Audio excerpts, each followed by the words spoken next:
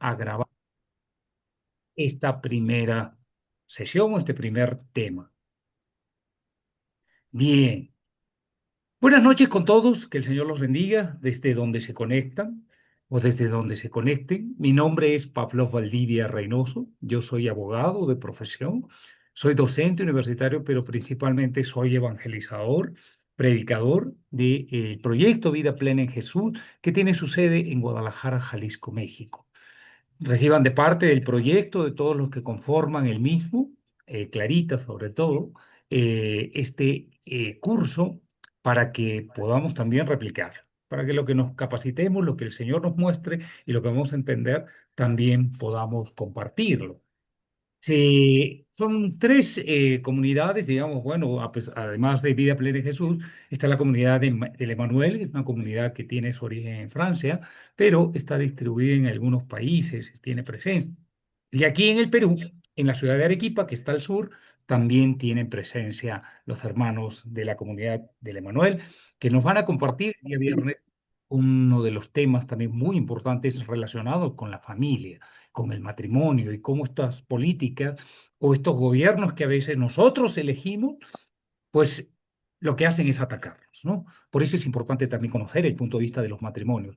Estará también con nosotros Chepe, que seguramente lo conoce, para que quienes de pronto lo han visto ya, es un evangelizador a tiempo completo en Vida Plena en Jesús. Él va a estar el día de mañana. El día miércoles vamos a adelantar con un poquito el tema 6, que sería el penúltimo, pero lo va a compartir el padre Christopher Cortés Pliego desde Puebla. Y también vamos a tener la presencia de Mari Carmen y Juan José, eh, que están también, que son parte, Mari Carmen Ayala y Juan José Becerra, que son parte del proyecto Vida Plena en Jesús, que están en Guadalajara, pero van a compartir seguramente de Estados Unidos, donde están conectándose. Bien, eh, antes de iniciar con nuestra oración, te vamos a dar algunas pausas también, ¿no? Estas, sobre todo con relación al enfoque del curso. Miren, aquí no vamos a hablar de política, no te vamos a tratar de convencerte de si eres de derecha o si eres de izquierda, no. Ese no es nuestro objetivo. Lo que sí queremos hacer es evangelizar la política, evangelizar la forma que tenemos de percibir también nuestra participación en la política y sobre todo nuestra conciencia. El Papa Benedicto XVI, que nos invitaba también a participar activamente a los laicos en la política. ¿Por qué? Porque de eso van a depender también nuestra convivencia, va a depender también nuestro futuro material, y es importante que llevemos la palabra del Señor a este ámbito tan importante. Vamos a iluminar la conciencia con la asistencia, con la ayuda del Espíritu Santo, por supuesto, y la palabra de Dios y lo que la Iglesia nos enseña. No te vamos a decir tampoco por quién votar. No queremos decirte que votes por tal candidato o no. No te vamos a decir que votes por la izquierda o por la derecha o por un partido en específico. La Iglesia no toma partido por un partido, valga la redundancia, político, sino lo que quiere o lo que queremos a través del curso reflejándonos en la vida de Saúl, del rey Saúl, es precisamente tomar o tener las directrices necesarias, manda que establece la palabra del Señor para que podamos votar con un discernimiento y con un voto responsable, como cristianos católicos comprometidos que somos. Finalmente, pues queremos pedirte que estemos abiertos, que compartamos, que oremos, sí, como nos pide la palabra del Señor, por nuestras autoridades en los países donde nos encontremos, en Estados Unidos, Canadá, hasta el sur de América del Sur, desde Chile y Argentina. Próximamente se vienen elecciones, como ya se han vivido en Bolivia recientemente, en el Perú. El día 12 de abril se están llevando a cabo elecciones. Y también las mismas problemáticas las atravesamos aquí en el Perú con las familias, con los jóvenes, con los ancianos, con los adultos, y somos nosotros también parte de responsables de lo que está viviendo cada uno de nuestros países. Lo que sí te vamos a pedir es pues que siempre votes por Jesús, que siempre votes por Jesucristo y que este voto que podamos hacerlo en su momento sea también para evidenciar que el Señor de nuestras vidas es Jesucristo. Bien, Entonces, sin más, los quiero invitar a que hagamos una oración, que oremos al Espíritu Santo para que nos dé las herramientas necesarias para poder evangelizar nuestra conciencia y que podamos, como laicos comprometidos, laicos consagrados, a lo mejor como religiosos, como padres de familia, como abuelos, como hermanos, como hijos, podamos también emitir un voto consciente y llevar el anuncio del Evangelio a estos ámbitos, a estos aerópagos, de los cuales también nos hablaba el Papa Juan Pablo II. Los invito a que en el nombre del Padre, del Hijo y del Espíritu Santo oremos. Espíritu Santo, tú que has inspirado la Escritura, tú que has inspirado también a todos los líderes y a todos los personajes que han sido defensores de la verdad en las Sagradas Escrituras, te pedimos que también nos acompañes esta noche, hoy día, en que se celebramos también aquí en Perú a este santo maravilloso, San Martín de Porra, cuya solemnidad se celebra el día de hoy, 3 de noviembre, por su intercesión. Que nos des la humildad, que nos des también la verdad, que ilumines nuestro entendimiento, que abra nuestro corazón para que la palabra del Señor anide en el campo de nuestro corazón y que pueda dar el fruto del ciento por uno. Que podamos, después de evidenciar y de vivir este curso, podamos también salir como los discípulos de Emaús, con el corazón ardiendo, porque tú nos explicaste las palabras del Señor, la palabra de Dios. Espíritu Santo, ven, asístenos, envía tu luz desde el cielo, envíanos tu fuerza, tu santidad, tu discernimiento, los dones tuyos, Espíritu Santo, para que podamos tomar las mejores decisiones. Virgen María, tú que eres la estrella de la evangelización, nos encomendamos también a ti, porque tú nos viniste a anunciar al Verbo encarnado. Y te pedimos que también nos acompañes esta noche y estos días para que podamos anunciar también, como tú lo hiciste, Virgen María, a Jesucristo como el Salvador y el Señor de toda nuestra vida. Todo esto lo pedimos en el glorioso nombre de Jesús, que vive y reina por los siglos de los siglos. Amén. En el nombre del Padre, del Hijo y del Espíritu Santo. Muy bien, pues vamos a dar inicio a este nuestro primer curso, Saúl. Vamos a vernos reflejados seguramente en este primer rey de Israel. Pero yo quiero empezar preguntándoles a todos ustedes, los que no puedan de pronto conectar su micrófono, con los que sí puedan hacerlo, que me digan si es malo el poder. ¿Qué opinan ustedes del poder?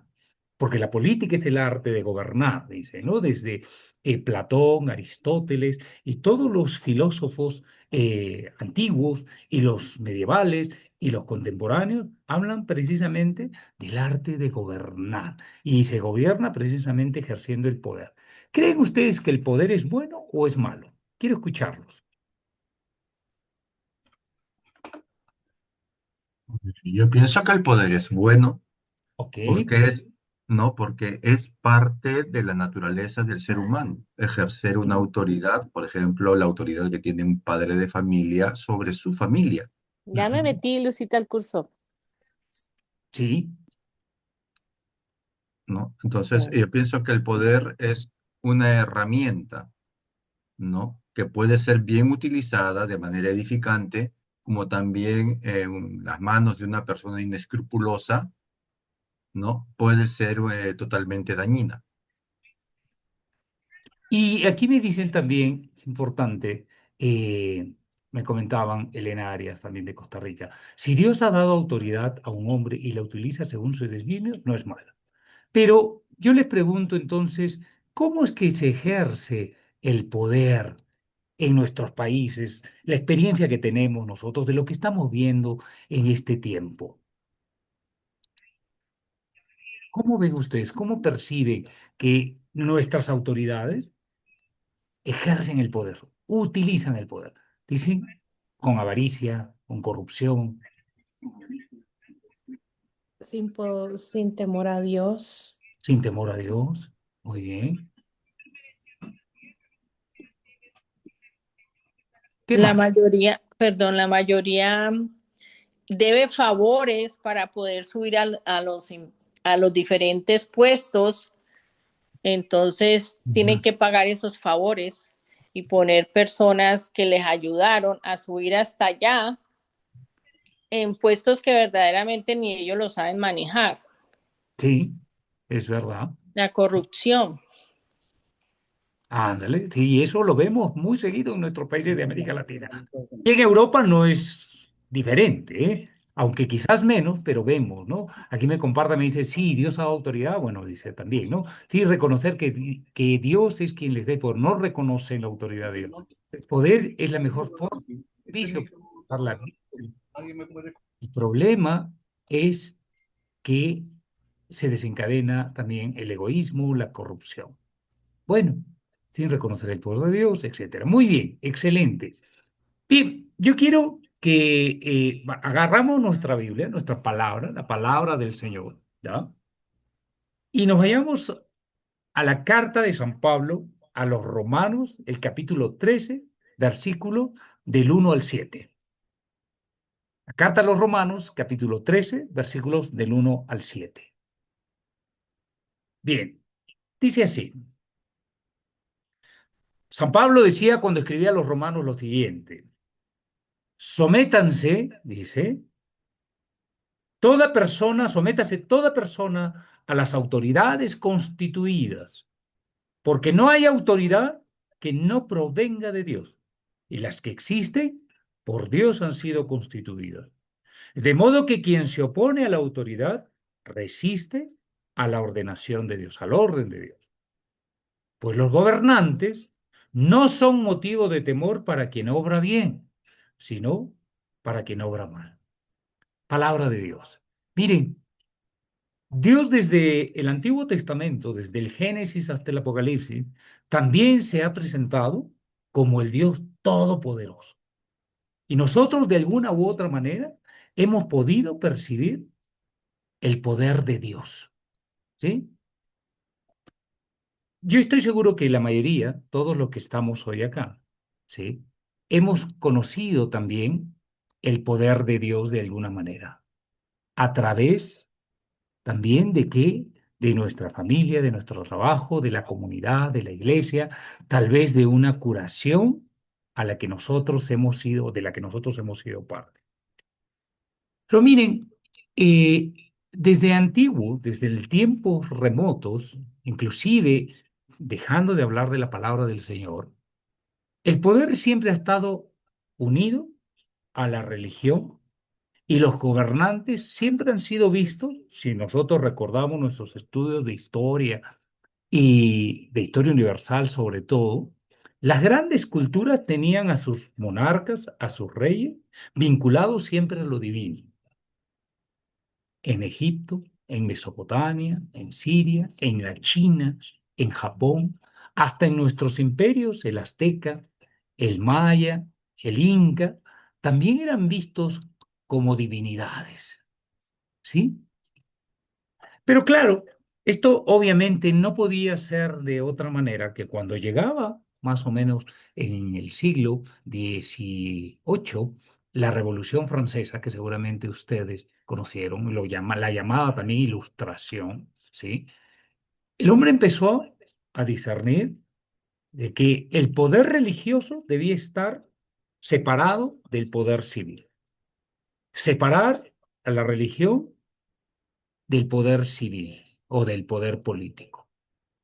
Bueno, esto nosotros lo hemos venido aceptando ya más de 200 años y se ha radicalizado tanto, de tal manera que hoy día podemos encontrar que la mayoría de los países no son confesionales, al menos en Occidente, no son confesionales. Ni México, ni Perú, ni Costa Rica, todos los países de Centroamérica, ni Ecuador, menos con las recientes reformas que se han hecho en materia política en países de Sudamérica. La mayoría, todos los países son aconfesionales. Y esta corriente también se ha dado en Europa. Hay países que sí son confesionales, por ejemplo, los países islámicos, cerca de 43 países de origen musulmán, que detentan también dentro de sus temas jurídicos y sus temas sociales, políticos, la religión. Lo estamos viendo. Y miren cómo estamos viéndolo o viviéndolo también en Europa, o se está viviendo en Europa. Recientemente yo estuve por allá y he podido ver la cantidad de templos católicos vacíos e inclusive protestantes y el creciente auge del Islam. Si nos vamos a África, es otra realidad. Y Asia también. Bueno, África es ahora el continente de la esperanza. Antes era América Latina, ahora está siendo África. Bueno, miren, el poder no es malo, ya lo decía, no es malo, porque es un poder que viene de Dios. Pero cuando nosotros sacamos a Dios del ámbito de nuestra vida política, de nuestra vida social, de nuestras relaciones personales, yo creyera que no hemos avanzado mucho. Es más, hemos visto cómo las sociedades han venido decreciendo socialmente, a nivel cultural, a nivel económico inclusive, a nivel de las interacciones, a nivel inclusive del comercio y todo lo que tiene que ver con las relaciones humanas. Hemos empezado a sacar a Dios de todos los ámbitos de la vida social del hombre. Yo no quiero decir que necesitamos volver a estados teocráticos, ese se les llama, los estados cuyo Dios es el Señor o Dios, ¿no? Los estados confesionales. Pero sí necesitamos reflexionar sobre lo que ha sido también el trayecto del hombre y nuestras realidades sociales, culturales, políticas, en nuestros países, sobre todo en América Latina. Miren, eh, hasta hace unos años atrás, por ejemplo, hay un país, no sé si ustedes conocen Uruguay, y tuve la oportunidad de estar por allá, ya no se celebran los días feriados religiosos, se han retirado absolutamente todos ellos. En muchos de los países, ¿sí? Eh, sobre todo en Europa, no puedes hablar libremente de Jesucristo. Lo está pasando también en Estados Unidos, en Canadá. ¿Y por qué? Porque precisamente la laicidad se ha involucrado tanto, se ha metido tanto en la vida de las sociedades, promovida por estos gobiernos que nosotros mismos hemos elegido, ¿sí?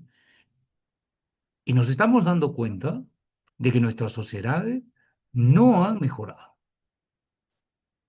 que básicamente se han transformado en sociedades donde se persigue a la familia, donde se percibe y se atenta contra la vida, donde los jóvenes no tienen oportunidades, donde se promueve a diestra y siniestra el ateísmo, un ateísmo materialista, y de pronto nos encontramos con que puede haber bonanza económica, pero también vemos, por otro lado, las tristes realidades de la sociedad, de los jóvenes, de los ancianos, del aborto y de todas las problemáticas que vemos a diario, la delincuencia, la corrupción.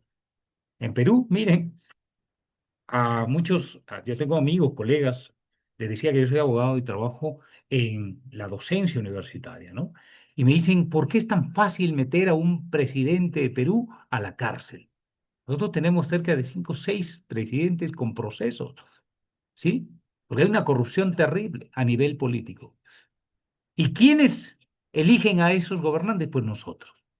Bueno, ahora quiero invitarlos a que veamos esta analogía.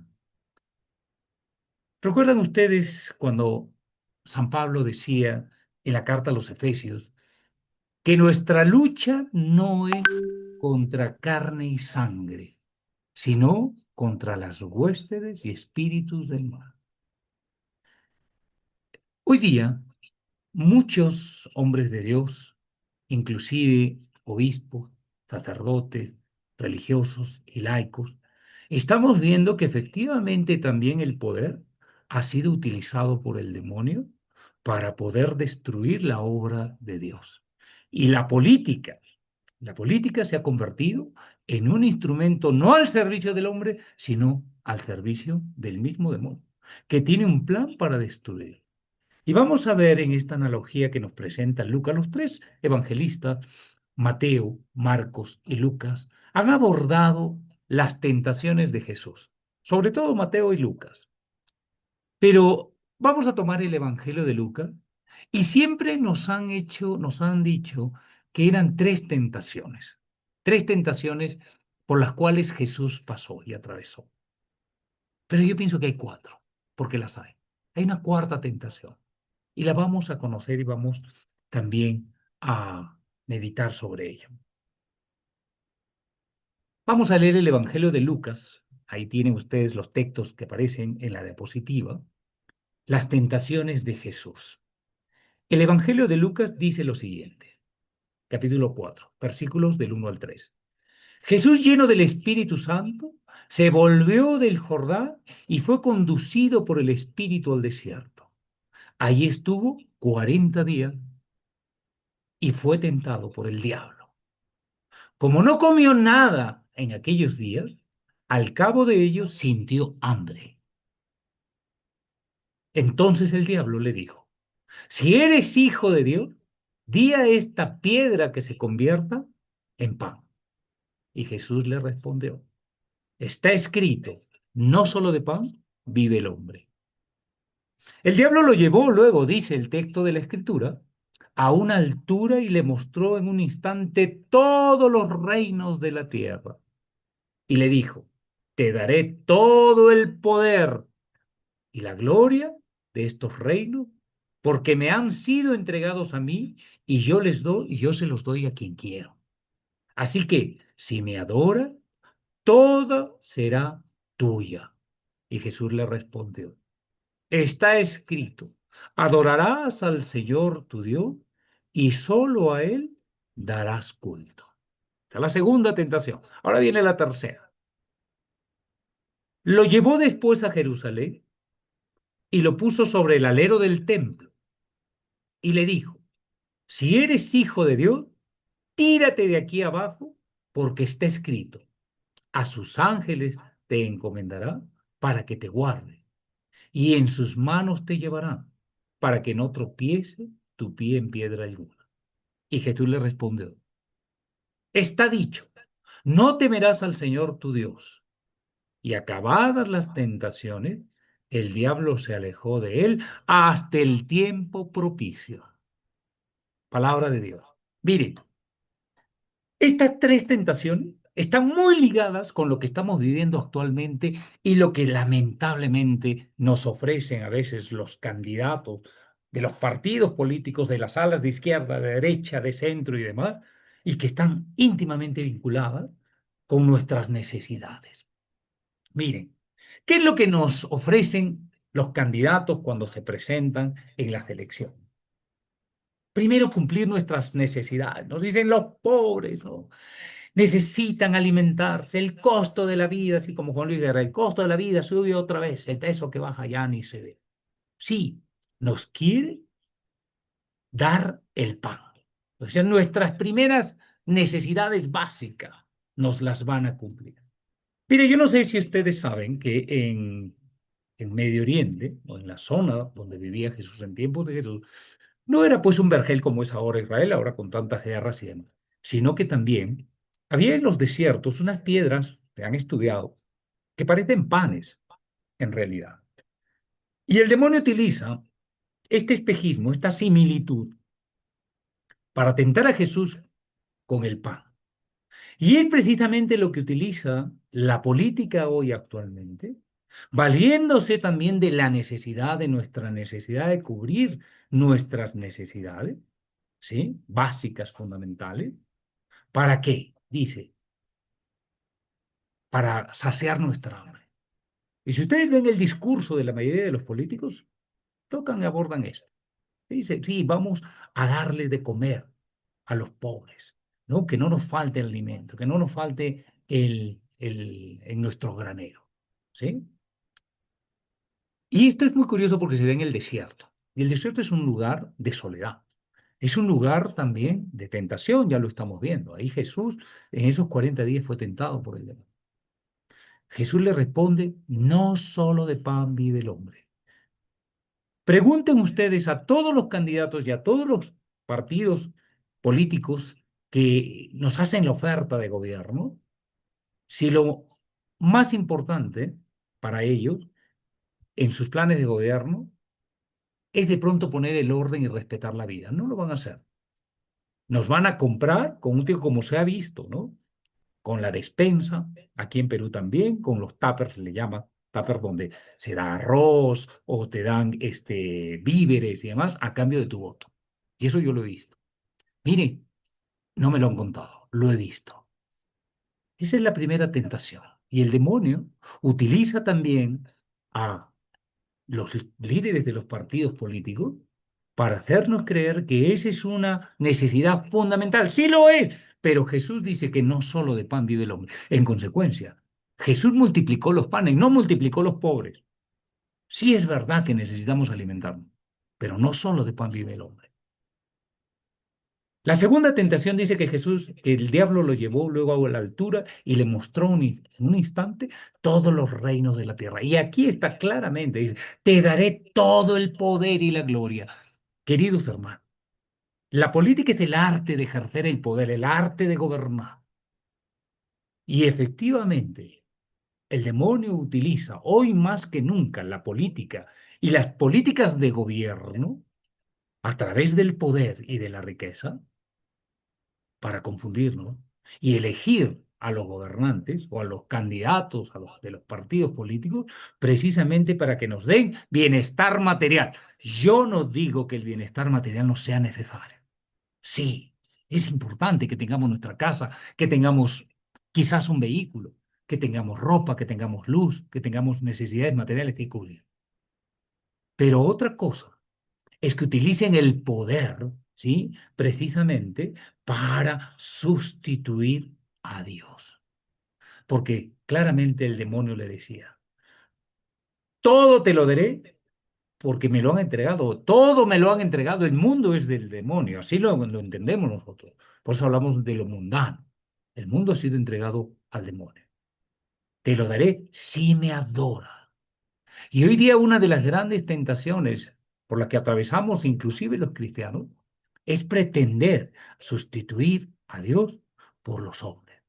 Miren lo que está pasando a nivel de las relaciones internacionales de los países.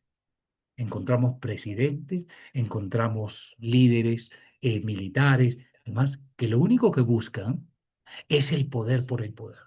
Veamos las realidades de nuestros hermanos en Venezuela, en Cuba, en Nicaragua, sin irnos más allá, en Asia, Corea del Norte. Las dictaduras precisamente utilizan el poder para manipular y para sustituir a Dios. Miren lo que está pasando en Nicaragua, ¿no? Se está persiguiendo a la iglesia, a Dios a través de sus autoridades y sus miembros. Utilizan el poder para controlar. Y la riqueza, sobre todo, para implantarla como el máximo objetivo de las naciones. Si ustedes ven un poco cómo las naciones más poderosas de la Tierra, las de primer mundo, sí, de pronto a lo mejor uno puede ir a los Estados Unidos y comprarse una casa con el trabajo, tu coche y lo que fuera. Pero ¿a cambio qué? A cambio, dejan familias desunidas, jóvenes que están metidos en las drogas. En Europa, en el norte, ¿sí? Las cantidades, Suecia es en el país de primer mundo, ¿no? La cantidad de gente metida en las drogas, la cantidad de ancianos que mueren solos en sus casas, las sociedades que ya no quieren tener familia. Miren todo lo que está pasando, todo lo que pasa. Ahora, finalmente, la última tentación de estas tres es cuando el demonio, ¿sí? Lo lleva a Jerusalén, lo lleva a la ciudad santa, lo lleva sobre el templo. Y el demonio lo que quiere hacer a través de la política, ¿sí? Una política descristianizada y atea, es sustituir la gloria de Dios y a Dios mismo. Quiere elevarse por encima de la ciudad santa, por encima del templo, y desde allí someter a Dios. Y le dice, lánzate, tentar a Dios. Y ese es, digamos, el mal que ha tenido el hombre, querer ser como Dios, tentar y ser como Dios, poner a prueba a Dios. Por eso es que muchos se preguntan, ¿y dónde está Dios en medio de todas estas guerras asesinas que estamos viviendo?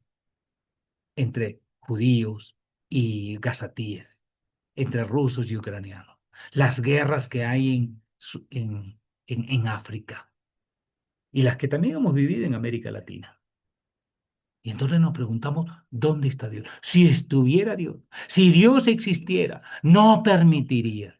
Mira, Dios es el Dios de los ejércitos. En todo el Antiguo Testamento, Dios también se ha presentado como un guerrero. Es Yahvé Shebaot, el Dios de los ejércitos. Pero Él no mata despiadadamente por placer o para quitarle algo a alguien. Dios es el Dios de los ejércitos porque defiende también a la viuda y al pobre. Siempre se nos dijeron que existían estas tres tentaciones, pero hay una más. Miren, si hacemos un diagnóstico de lo que estamos viviendo en el mundo, de lo que se vive en Estados Unidos, en Canadá, en Centroamérica, en México, lo que está pasando ahora en México también, lo que ha venido pasando en Centroamérica, lo que viene pasando en Sudamérica, en cada uno de sus países, la violencia, el narcotráfico y demás, podemos decir que el poder se está ejerciendo desde la voluntad divina.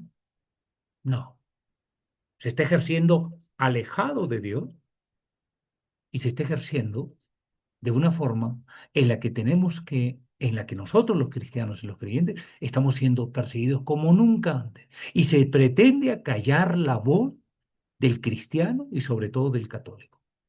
La religión más perseguida hoy por hoy, más que antiguamente en los primeros siglos del cristianismo, es la religión cristiana católica. Si no, vean las páginas sociales, vean internet, vean las redes sociales. Meten presos a sacerdotes, a religiosas, los expulsan como estamos viendo, se cierran templos y ¿saben qué es lo más triste? Que inclusive dentro de la iglesia, como decía el Papa Pablo VI, también se ha infiltrado el humo de estas tentaciones, del pan, de los alimentos, del control, de la riqueza y de sustituir a Dios. Sí, también lo vemos. Una iglesia donde se ha dividido, donde también se han inoculado estas ideologías perniciosas que van en contra de la vida y van en contra del matrimonio, en contra de la familia. Bien, para ir terminando esta introducción, hay una última tentación y está tomada del Evangelio de Mateo. Seguramente que nosotros alguna vez te has preguntado, a ver, ¿por qué Jesús fue tentado únicamente en estas dos o tres ocasiones? No. Miren lo que pasó con Jesús cuando estaba en la cruz. Dice el texto bíblico, desde la hora sexta hasta la hora nona, cubrió la oscuridad toda la tierra alrededor de la hora nona, y clamó Jesús con voz fuerte, Elí, Elí, lema sabactani. Esto significa, Dios mío, ¿por qué me has abandonado? Yo les pregunto, ¿no se han puesto a pensar alguna vez? ¿No les ha pasado que de pronto también nos hemos sentido abandonados de Dios? Ante todo lo que estamos viviendo, ante todo lo que pasa en nuestras familias, en nuestras sociedades, en nuestros pueblos, todo lo que estamos viviendo, pues muchos inclusive le adjudican a Dios los fenómenos meteorológicos, ¿no? Este huracán que acaba de arrasar Jamaica, los terremotos y demás, y aunado todas estas violaciones de derechos humanos, de los cristianos perseguidos, de la persecución de los creyentes, de la muerte de la vida dentro del vientre de la madre, dentro de los ancianos que son olvidados e inclusive muertos o asesinados sobre pretexto de las leyes. Recientemente, sí, se acaba de aprobar en el mismo Uruguay y en Colombia, ¿no? La eutanasia asistida, es la muerte asistida. ¿Dónde está Dios? Jesús experimentó en la cruz ese abandono. No es que Dios lo haya abandonado, pero como hombre que sufrió hasta la última consecuencia en la cruz, experimentó ese abandono. Y la humanidad ha experimentado también ese abandono. El Papa Francisco decía, ¿no? que sí pareciera, con todo lo que hemos vivido y con todo lo que estamos viviendo, pareciera como que Dios guarda silencio. Y pareciera que nos ha abandonado, pero no. Dios siempre es fiel a su palabra y está esperando el momento de su llegada también para dar a quien según lo que corresponde. Y Dios siempre puede utilizar inclusive el mal para sacar un bien, una bendición. Todos quizás hemos experimentado. Pero es muy importante que entendamos que las tentaciones que estamos viviendo, que hemos visto y que ha pasado Jesús, son las mismas tentaciones a las que está siendo sometido el mundo, que están siendo sometidos los cristianos, los creyentes. Y tenemos que darnos cuenta de que efectivamente, como decía al inicio, y utilizando las palabras de San Pablo, nuestra lucha, nuestro combate, no es contra carne y sangre, sino contra huestes y espíritus del mal. Y la política es uno de los elementos o uno de los medios que utiliza el demonio para poder también implantar su de perdición.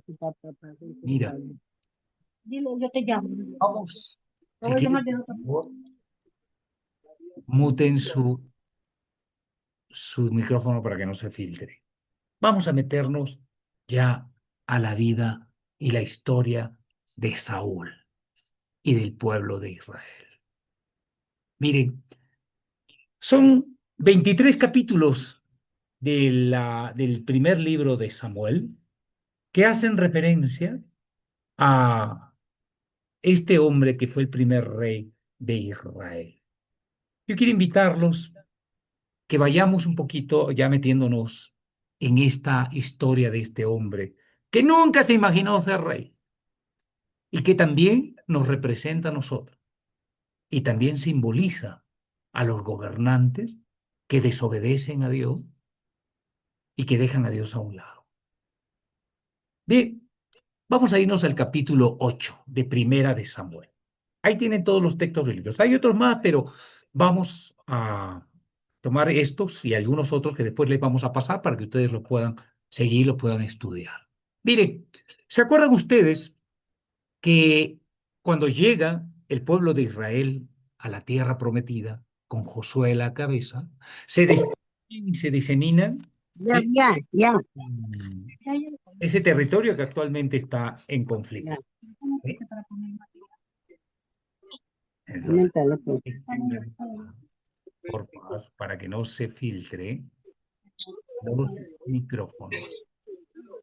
¿Ya? Ahí está. Vamos a silenciar a todos.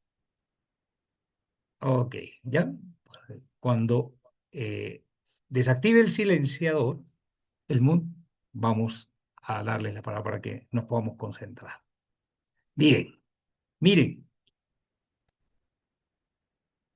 A ver, hay dos personas en espera. Vamos a admitirlas, Adriana Mendoza y Sidelis Rosario.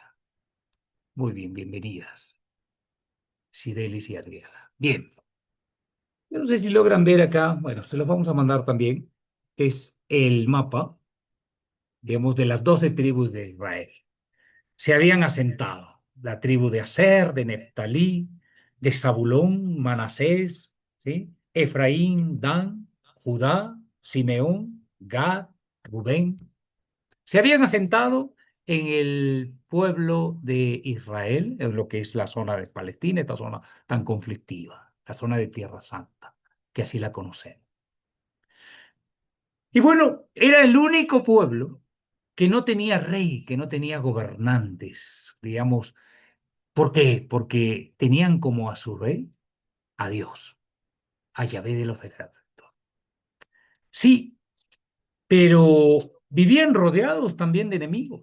Vivían rodeados de arameos, de basamitas, de amonitas, de moabitas, de edomitas y los famosos filisteos. Y antes que iniciara la época o la era de la monarquía en Israel, el pueblo era gobernado por los famosos jueces, que seguramente ustedes han visto. Nosotros hemos tenido un curso también de los jueces, que impartió Clarita este año, me parece, y el año pasado. Sí, pero ¿qué pasaba en la época de los jueces? Miren, el pueblo dice, si uno lee el libro de los jueces, no tenían un rey. Entonces había un caos. Estaban desorganizados. ¿Y qué es lo que hacían? Muchas veces se mezclaban con esos pueblos paganos, introducían las prácticas, ¿sí?, idolátricas, porque dice el libro de los jueces que adoraban a los Baales y a las Astartés, se rebelaban contra Dios y pecaban contra Dios. Y entonces Dios suscitaba un invasor. Y entonces el pueblo, ¿qué hacía? Clamaba a Dios y Dios suscitaba un juez. Y venían tiempos de prosperidad, de calma, pero después volvían a hacer lo que desagrada a Dios. Cerca de 8 o 9 veces esa palabra aparece en el libro de los jueces. Volvieron a hacer lo que le desagrada a Dios. Exactamente como lo que nos está pasando a nosotros. Desagradamos a Dios, nos vamos con los ídolos, ¿sí? Hacemos lo que no le agrada a Dios y de pronto sufrimos las consecuencias. Elegimos como en la frase que utilizamos en este curso y que vamos a utilizar y que va a ser la frase, diríamos, distintiva. Oramos como cristianos y votamos como ateos.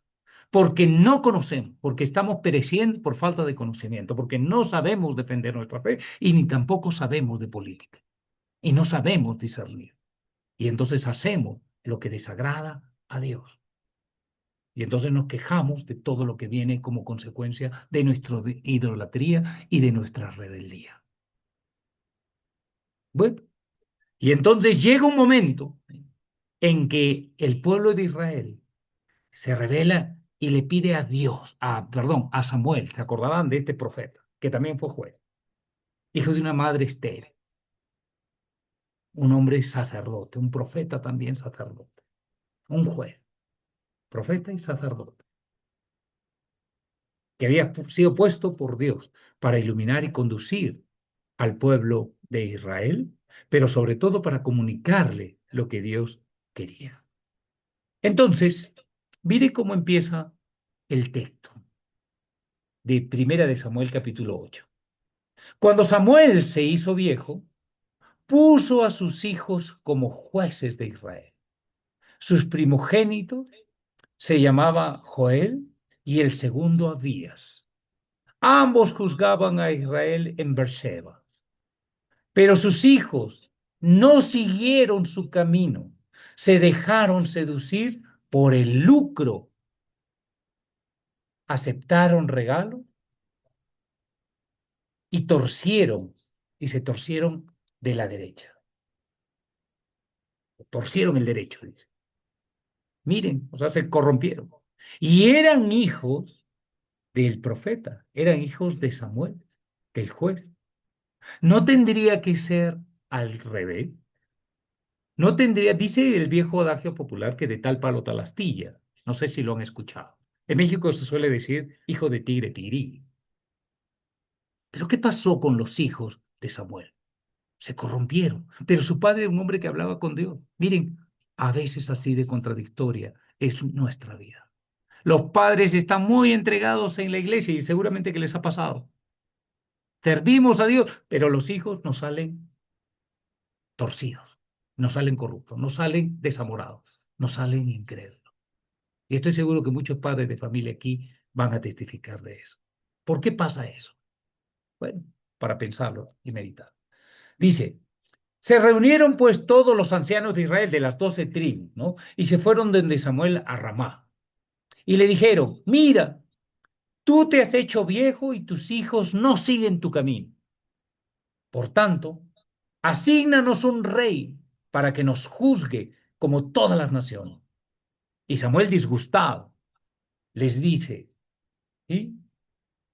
¿Acaso, a ver, le dice, ¿no? Un rey para que nos juzgue a todos, sí, para que nos juzgue.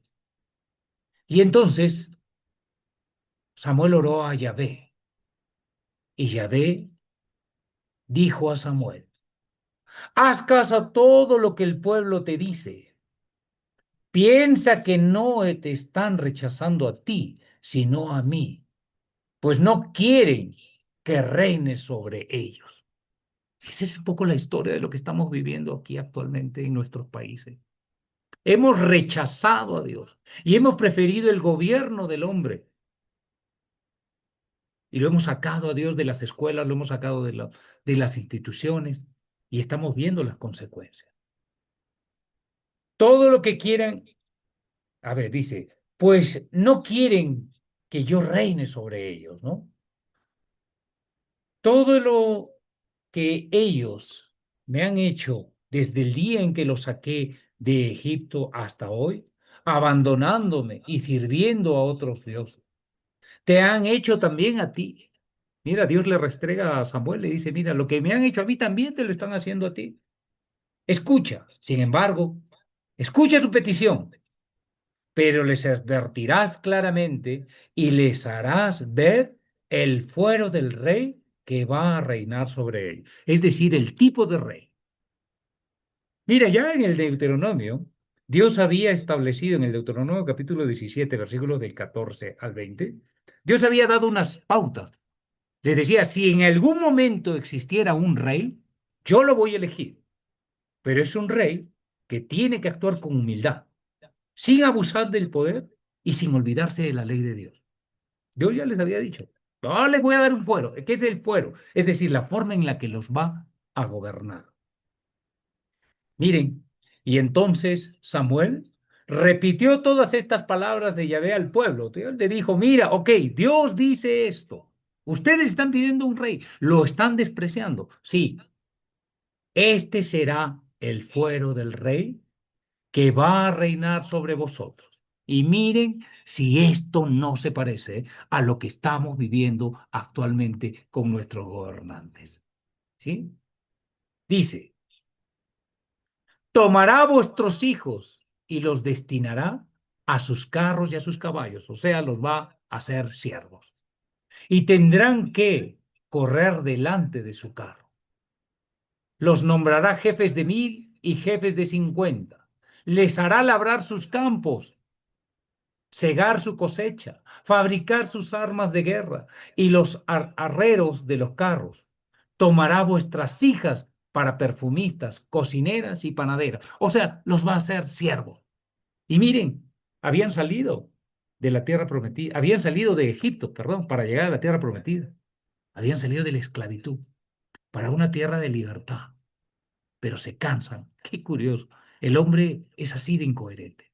Nos cansamos hasta de lo bueno y queremos probar más.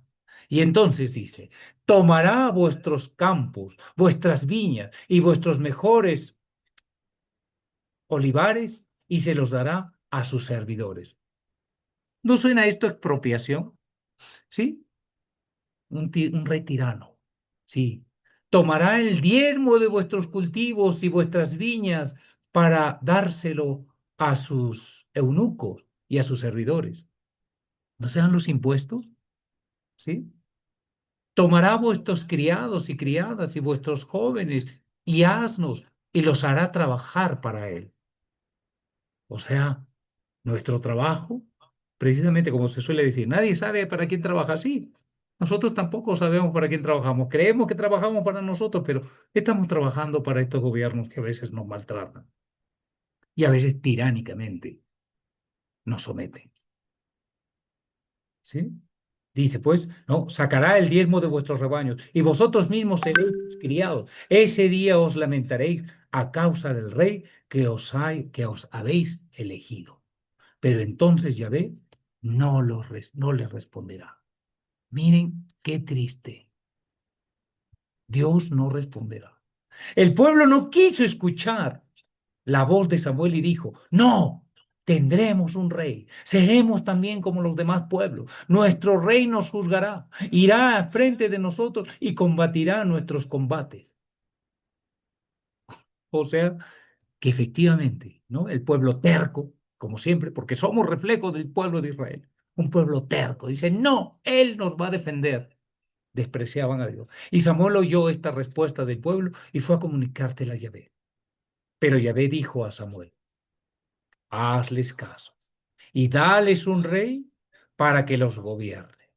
Y Samuel dijo entonces a los israelitas, vayan cada uno a vuestra ciudad. ¿Sí?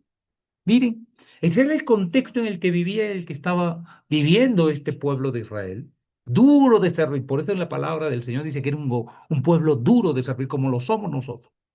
Elegimos a estos gobernantes que después nos oprimen y después no queremos saberlo. Miren lo que ha pasado en Argentina. 23 años de un gobierno socialista que han traído por los suelos a la ciudad, al país, perdón, han implantado la ideología de género, han implantado el aborto y la sociedad se estaba yendo a pique. Bueno, yo no quiero defender a Javier Milei, pero ha venido a darle cierta estabilidad. Y esa misma historia la estamos viviendo. Miren la diferencia que existe entre los gobernantes, entre cada uno de ellos, lo que está pasando en El Salvador.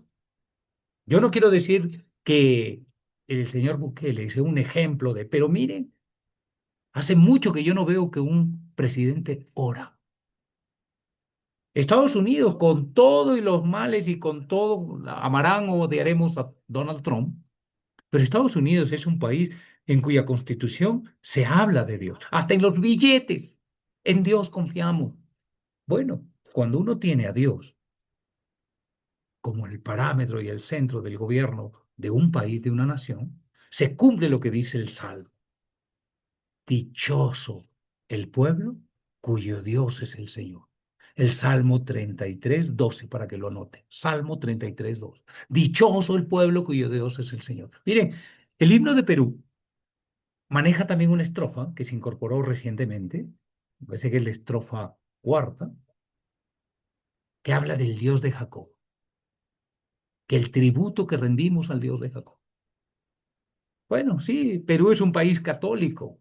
Acabamos de terminar el mes de octubre donde se saca la procesión del Señor de los Milagros y es la procesión más grande del mundo, según dice. 5 o 6 millones en las calles cargando el altar de Cristo crucificado. Pero miren la realidad que tenemos en el país. La cantidad de delincuencia, el sicariato, ¿sí? La corrupción. No tenemos un solo presidente honesto. Y si ustedes los vieran cargando el anda del Señor de los Milagros, y la gente dice, oh, bueno, sí, ay, al menos cree. Mira, no es ninguna garantía, ni siquiera que sean católicos los presidentes. No es ninguna garantía. Dicen, por los frutos los conocerás. Es la única garantía que tenemos. Bueno, vamos a ir avanzando para conocer entonces ahora sí cómo entra a tallar este Saúl, del cual vamos a ver 4 errores garrafales a lo largo de este curso. Una decepción completa para Dios. Pero 4 errores garrafales que le van a costar la vida y también el efecto sobre el pueblo. Porque miren, Dios nos ha dado la libertad y la responsabilidad es la respuesta a esa libertad. Decía Santo Tomás de Aquino que la verdad, la libertad tiene 2 muletas. Una es la verdad y otra es la responsabilidad. No se puede ejercer la libertad sin responsabilidad y sin la verdad. Bien, el capítulo 9, ¿sí? Y hace referencia a, a la aparición de este Saúl. Miren lo que dice aquí. Había un hombre de Benjamín, ¿sí? En la última tribu, ¿se acuerdan? Benjamín, el último de los hijos de Jacob, ¿no? Llamado Quis, hijo de Abker, hijo de Seror, hijo de Becorá, hijo de Aftad. Era un benjaminita bien situado. Tenía un hijo llamado Saúl. El nombre Saúl de hebreo Shaul significa el que ha sido pedido a Dios. Qué curioso, el deseado. Sí, porque Dios no lo puso porque él quiso, lo puso para complacer al pueblo. Ahora se dan cuenta que a veces hay que tener discernimiento para poder pedir también por nuestras autoridades y poder elegir y discernir a un hombre o a una mujer conforme al corazón de Dios. Bien, entonces dice, tenía un hijo llamado Saúl, joven, aventajado y apuesto. Nadie entre los israelitas le superaba en gallardía. De los hombros para arriba, aventajaba a todos. Mira todas las cualidades que tenía, ¿eh? Y a veces los presidentes, yo me acuerdo cuando viví en México, la elección de Enrique Peña Nieto, se acordarán, ¿no? Qué guapo, ¿no? Unas hasta votaban porque era guapo. Aquí pasó algo con un presidente que tuvimos, Alan García, en Perú. Era el presidente más joven que tuvo Perú en aquel entonces, en la década de los 90, 80, finales, sí, en los 80, pues, en los 80, antes, ya después pasamos del gobierno militar, y decían, tan joven y tan guapo.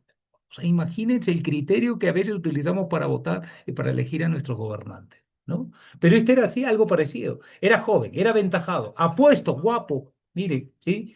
Nadie entre los israelitas le superaba en gallardía. ¿Qué es la gallardía? Es el valor. Era un hombre aguerrido, tenía cualidades, sí, pero bien arriba dice que aventajaba todo. Pues bien, resulta que se habían extraviado unas asnas pertenecientes a su padre Quis. Así que éste dijo a su hijo Saúl, toma contigo uno de los criados y vete a buscar las asnas.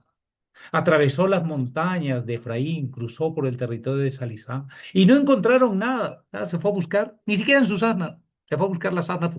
Su padre Quis le había dicho, vete a buscar las asnas. Miren, en la Biblia no hay nada puesto al azar. ¿Qué es un asno? Es un burro. Es la terquedad. Simboliza la terquedad. Bueno, pero también simboliza, ¿sí? Digamos, el burro significa también, de alguna manera, una suerte de mansedumbre, una suerte de humildad. ¿Te acuerdas cuando Jesús entra a Jerusalén? Entra montado en un burro. Le llama de un burro. Aquí le llama asno, ¿sí? Y el sinónimo de asno es terco. Mira, ¿por qué? Porque era una representación del pueblo, era un pueblo terco, era un pueblo terco. Bueno, atravesó, dice, la montaña de Efraín, cruzó por el territorio de Salisá y no encontró nada. Pasaron por el país de Salí, pero no estaban allí. Cruzaron el país de Benjamín y no encontraron nada. Cuando llegaron a la comarca de Sub, dijo Saúl a su criado que le acompañaba, vamos a volvernos, no sea que mi padre se olvide de las arnas y se inquiete por nosotros. Entonces, finalmente se hartó, no quiso buscar más, era medio flojo. Para empezar, sí, ya tenía, era muy guapo, muy alto y todo, muy gallardo. Pero dijo, no, mejor, ¿saben qué? ¿Sabes qué? Vámonos porque mi papá debe estar preocupado por nosotros. A lo mejor las burras ya han aparecido, ¿sí? Pero él le respondió, mira, el criado, ¿eh? Le dice, mira, precisamente hay en la ciudad un hombre de Dios. Este hombre es acreditado por todo lo que dice porque se cumple con seguridad. Vamos pues allá y acaso nos oriente en nuestro viaje. Y Saúl dijo a su criado, vamos a ir. Pero ¿qué le ofreceremos a ese hombre? Estaban hablando de Samuel, ¿sí? Porque Samuel tenía una fama en aquel entonces, ¿no? No queda pan en nuestros zurrones y no tenemos ningún regalo que llevar al hombre de Dios. ¿Qué nos queda? Replicó el criado a Saúl. Casualmente tengo en mi poder un cuarto de ciclo de plata. Se lo daré al hombre de Dios y nos orientará sobre nuestro viaje. Antes en Israel, dice el texto, cuando alguien iba a consultar a Dios, decía, vayamos al vidente, porque en vez de profeta, o le llamaban vidente en vez de profeta, ¿sí? Como hoy antes se decía vidente. Bueno, Saúl dijo a su criado, tienes razón, vamos pues. Y se fueron a la ciudad donde se encontraba el hombre de Dios. Bueno, y ahí llega el encuentro. Samuel se va a encontrar con Saúl. Y miren lo curioso, ¿eh? Se encuentran, dice, pues subieron, el capítulo 9 sigue adelante, todo el capítulo 9 habla de ese encuentro y de la consagración de Saúl. No lo vamos a leer todo, pero dice pues que subieron pues a la ciudad y cuando entraban en ella, salía Samuel en dirección a ellos para subir al alto. Ahora bien, la víspera de la venida de Saúl, Yahvé había revelado a Samuel. Dios ya le había dicho que lo iba a elegir a él, ¿sí? Dice, mañana a esta misma hora te enviaré un hombre de la tierra de Benjamín y irás como jefe de mi pueblo Israel. Él librará a mi pueblo de la mano de los filisteos. ¿Sí? Porque he visto a mi pueblo y su clamor ha llegado hasta mí. Y cuando Samuel vio a Saúl, Yahvé le indicó, este es el hombre del que te he hablado. Él regirá mi pueblo. Saúl se acercó a Samuel en medio de la puerta y le dijo, indícame por favor dónde está la casa del vidente. Y Samuel respondió a Saúl, yo soy el vidente.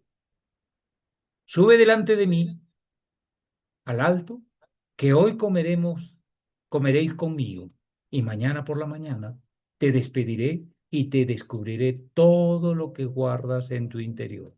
Y respecto a las asnas que perdiste hace 3 días, no te preocupes, ya han aparecido. Por lo demás, ¿para quién es lo mejor de Israel? ¿No es para ti y para la casa de mi padre? Saúl respondió, yo soy de Benjamín, una, una de las tribus de Israel. Y mi familia, la más pequeña de todas las tribus de Benjamín. Dios siempre elige a lo más sencillo, a lo humilde. Bueno, en este caso parece como que se le fue un poco la mano. Eligió a un hombre muy alto, guapo, gallardo, aventajado. Y entonces, miren, más adelante, los versículos en adelante, el 26 dice, cuando apuntó el alba, llamó Samuel a Saúl, que estaba en el terrado, y le dijo, levántate, quiero despedirte. Se levantó Saúl y salieron ambos fuera, y Samuel y Saúl. Cuando bajaban por las afueras de la ciudad, Samuel dijo a Saúl, manda a tu criado que se adelante, y se adelantó. Y tú quédate ahora para que te dé a conocer la palabra de Dios. Y entonces, el capítulo 10 que ya empieza, dice, tomó un cuerno de aceite y lo derramó sobre la cabeza de Saúl. Así se ungían a los reyes y a los sacerdotes. Después lo besó diciendo, sábete que Yahvé te ha ungido como caudillo de su heredad. O sea, la misión que tenía Saúl era también defender al pueblo de Israel. ¿Se acuerdan? Lo que habíamos visto. Dios siempre elegía a alguien escuchando el clamor de su pueblo para salvarlo, a pesar de la dureza del pueblo y de la idolatría. Dios siempre se compadecía del pueblo. Y eso es lo que va a hacer Dios, eso es lo que hace Dios cuando nosotros le clamamos y también le pedimos al Señor que actúe y que nos defienda. ¿Sí? Y entonces, dice, las asnas ya las habían encontrado, ¿eh? Pero entonces dice que Dios unge y manifiesta el espíritu de Dios sobre Saúl. Y este también se empieza a profetizar. ¿Sí? Y la gente se empieza a preguntar, dice, oye, pero ¿por qué? ¿Este también está profetizando? ¿Este también es un profeta? ¿No lo conocemos a su padre? ¿No conocemos a su madre? Es como a Jesús, cuando le decían, oye, ¿este no es el hijo del carpintero? ¿Sí? Bueno, y entonces, miren, Saúl es finalmente elegido rey. Pero también, miren, cómo hace Dios, es muy extraño, pero Dios en su sabiduría utiliza también hasta la suerte. Si bien es cierto, Dios había elegido a Saúl, ¿sí? Había que cumplir un protocolo delante del pueblo. Y entonces dice que Samuel convocó al pueblo, a todo el pueblo de Israel, para que supieran la voluntad de Dios, ¿no? Y dijo a los israelitas, esto ha dicho Yahvé, el Dios de Israel. Yo hice subir a Israel a Egipto, empieza a relatar la historia de la liberación del pueblo de Israel de Egipto, ¿sí? Y los libré de la mano de Egipto y de la mano de todos los reinos que os tenían oprimidos. ¿Se acuerdan? El periodo de los jueces. Siempre los invadían los amonitas, los jebuseos, los filisteos, ¿sí? Pero vosotros ahora habéis rechazado a vuestro Dios, les vuelve a echar en cara. Ustedes han rechazado a Dios, aquel mismo que os salvó de todos vuestros males y aprietos, y habéis dicho, no, tú asígnanos un rey, pues ahora compadeced delante de Yahvé y distribuíos por tribus y familias. Samuel hizo acercarse a todas las tribus de Israel y fue designando a la tribu de Benjamín. Dice, bueno, venga la tribu de Benjamín. Hizo que se acercase la tribu de Benjamín por familia y fue designada la familia de Matri. Y fue designado Saúl, hijo de Quis, y fueron a buscarlo, pero no lo encontraron. Le dijo, bueno, ya, ok, de esta familia, de la familia de Benjamín, vamos a sacar al rey. ¿Y dónde estaba Saúl? Se había escondido. Dicen por vergüenza, por temor, por miedo. ¿Dónde estaba lo gallardo? ¿Dónde estaba lo valeroso? Entonces dice, volvieron a interrogar a Yahvé. ¿Ha venido ese hombre? Decía el pueblo, ¿no? Dijo Yahvé, aquí lo tenéis, escondido entre la impedimenta. Corrieron a sacarlo de allí y cuando lo pusieron en medio de la gente, les llevaba a todos la cabeza. O sea, vieron la altura, ¿no? O sea, qué curioso. El pueblo de Israel vio que efectivamente habían elegido a este hombre y se fueron por la apariencia. Dijeron, este sí nos va a defender de los filisteos, porque eran con quienes más broncas tenían, ¿no?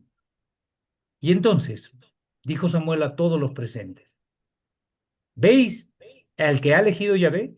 No hay nadie como él en todo el pueblo. Y toda la gente gritó, ¡viva el rey!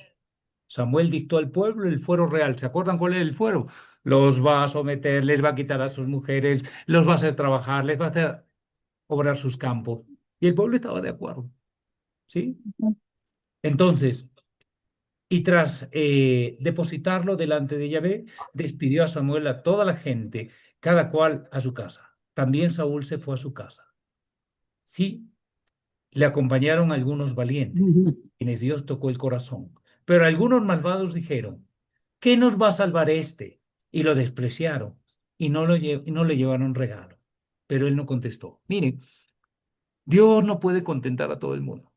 Unos que habían clamado por el rey estuvieron de acuerdo, pero otros al verlo a Samuel dijeron, y este no, perdón, a Saúl, al verlo dijeron, y este nos va a salvar, y este va a defendernos, lo despreciaron. Los caminos de Dios no son nuestros caminos. Dios escribe siempre en reglones torcidos, escribe derecho en reglones torcidos, solemos decir. Y es verdad.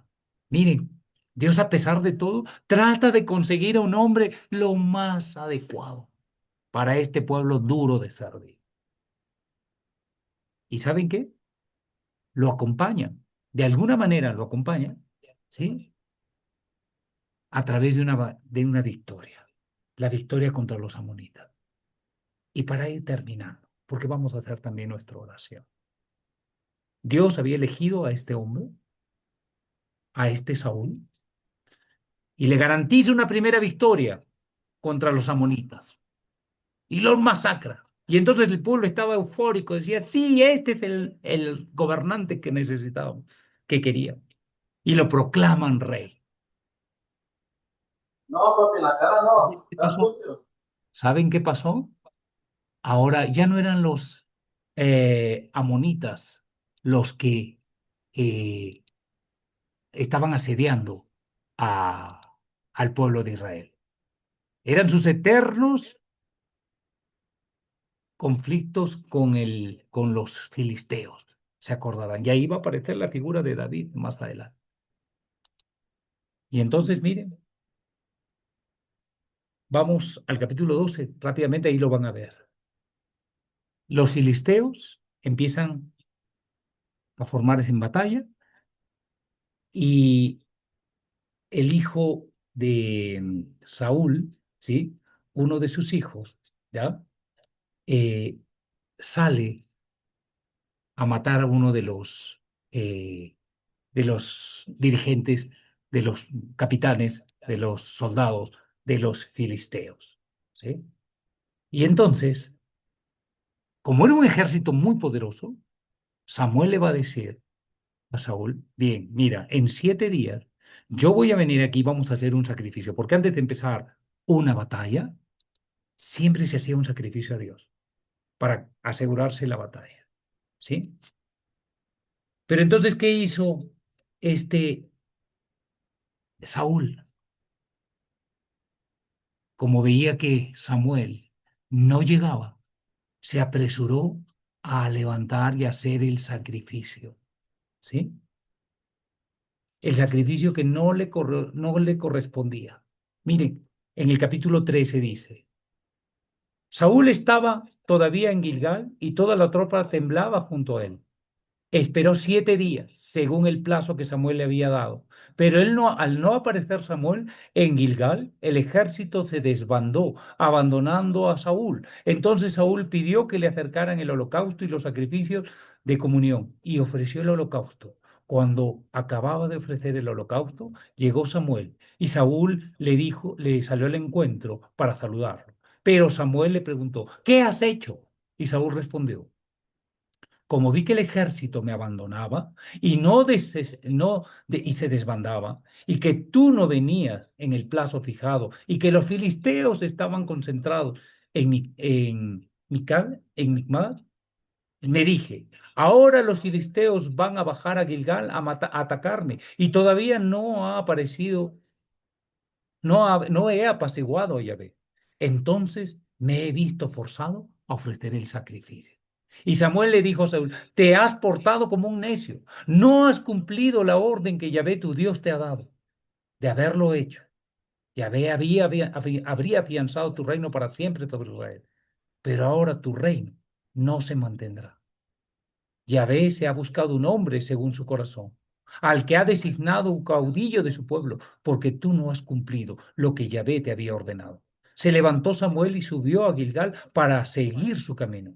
Y la gente que quedaba subió tras Saúl al encuentro de los soldados.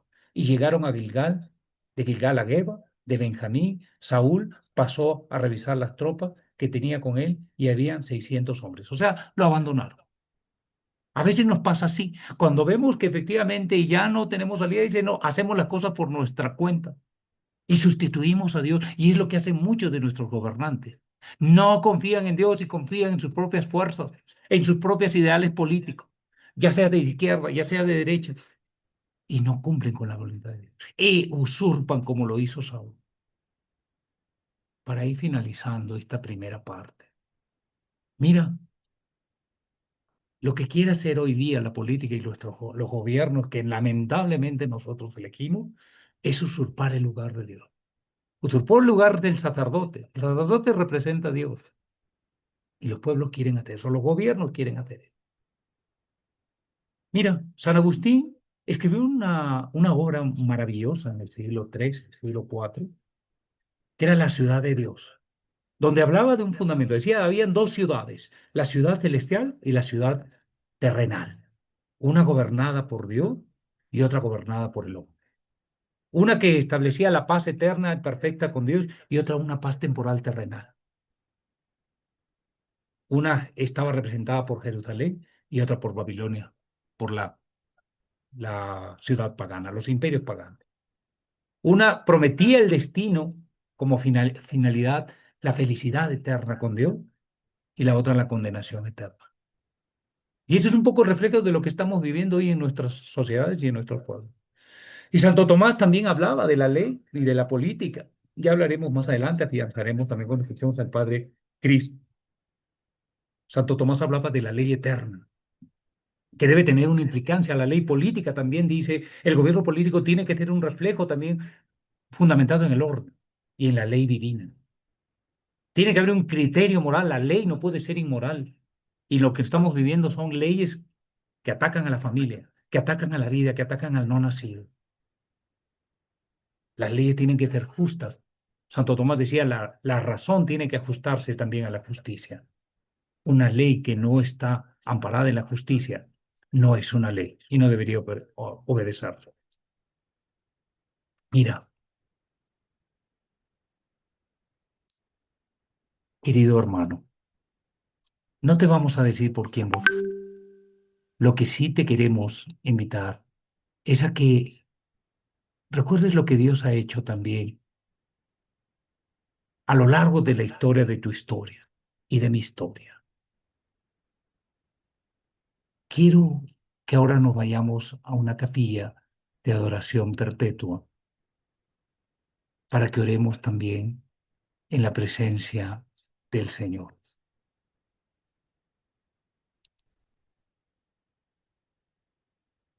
Hay una clase de gobierno que sí que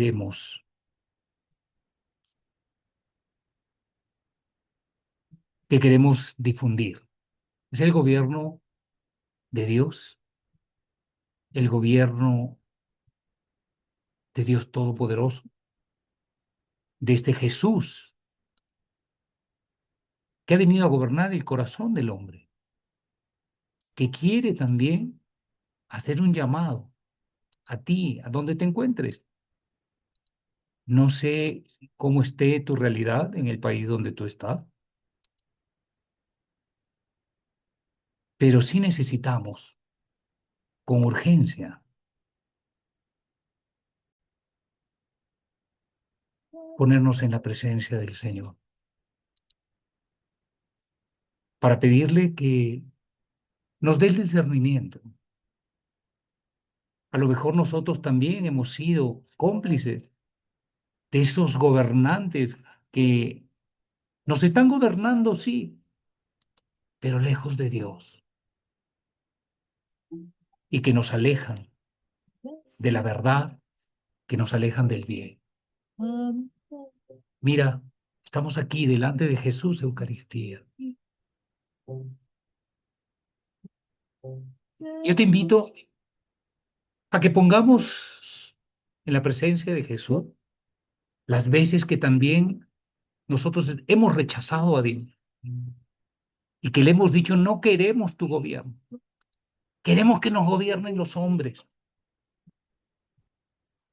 Y aquí está Jesús, el Rey, el Príncipe de la paz, el Rey de Reyes.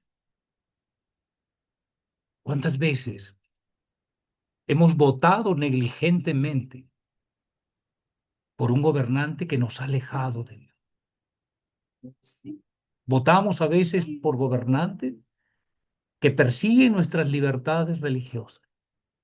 Votamos por gobernantes y por partidos políticos que atacan a la familia, que atacan el matrimonio, que matan a los hijos en los vientres de sus madres, que aniquilan la vida del anciano porque ya no sirve. Amado Jesús, estamos todos aquí escuchando esta historia del rey Saúl. Nosotros también de alguna manera somos como este rey. Tú nos has dado cualidades, nos has dado ventajas, pero no las hemos sabido utilizar para el bien. Hemos usurpado tu reino, hemos usurpado tu poder y tu lugar. También te hemos sacado, Señor, de nuestras familias, te hemos sacado de nuestros trabajos, te hemos sacado de la sociedad, de las instituciones. Y mira lo que estamos viviendo. Somos países católicos, nos decimos, cristianos católicos, pero elegimos autoridades que te cierran las puertas. Señor Jesús, yo te pido que toques los corazones de cada uno de los que están conectados esta noche, que sean como luz, como tú nos has dicho, luz del mundo y sal de la tierra. Que llevemos esa luz también a estas decisiones políticas y cívicas que nos corresponden. Danos gobernantes que defiendan la vida, que defiendan la familia, que sean un reflejo de la humildad, que sean un reflejo también de tu poder, de tu presencia. Amado Jesús, estamos aquí delante de ti para pedirte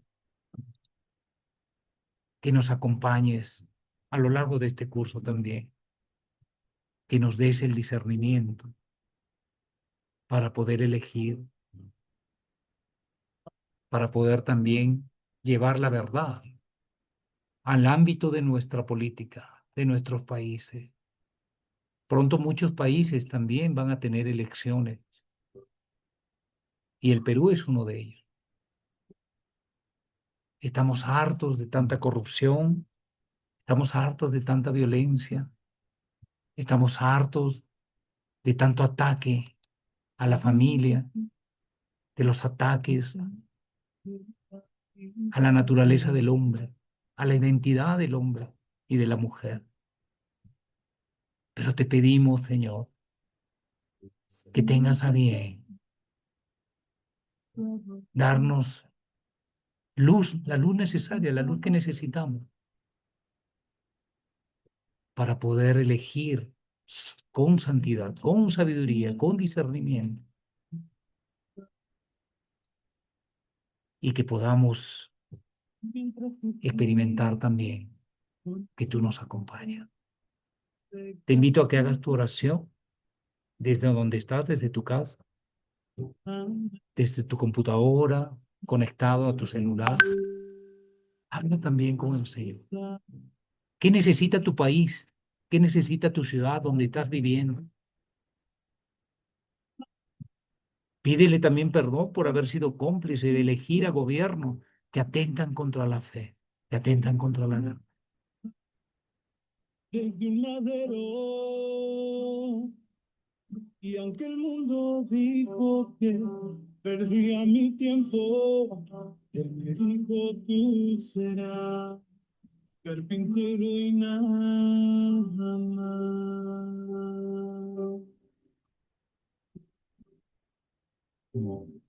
Sano mis heridas, con ternura me ha enseñado cómo trabajar.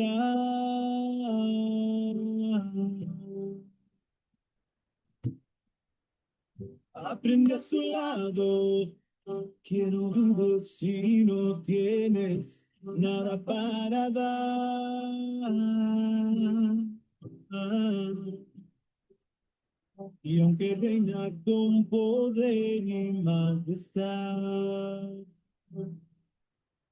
me he enviado con mi vida a proclamar que tengo un rey carpintero que le ha dado vida al mundo desde un madero. Y aunque el mundo dijo que perdía mi tiempo, dijo: tú serás carpintero y nada, carpintero y nada más.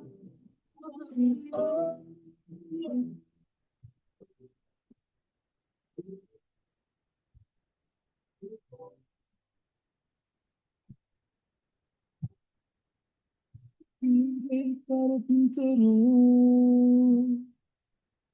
que le ha dado vida al mundo desde un madero. Y aunque el mundo dijo que perdía mi tiempo, él dijo: tú serás carpintero y nada.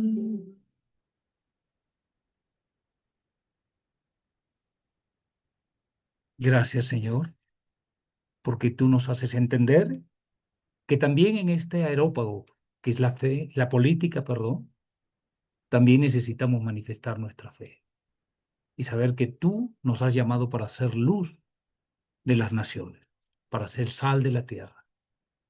Queremos agradecerte por esta luz que tú nos das. Te pedimos que bendigas nuestras familias, nuestros trabajos, nuestras comunidades y sobre todo también a los gobernantes que tenemos. Darles la sabiduría para gobernar, darles la humildad para reconocer sus errores y sobre todo para buscar el bien común. Todo esto lo pedimos porque a ti tú nos lo has dicho y nos lo has pedido, que oremos por nuestros gobernantes, pero nosotros también somos responsables de elegir a esos gobernantes.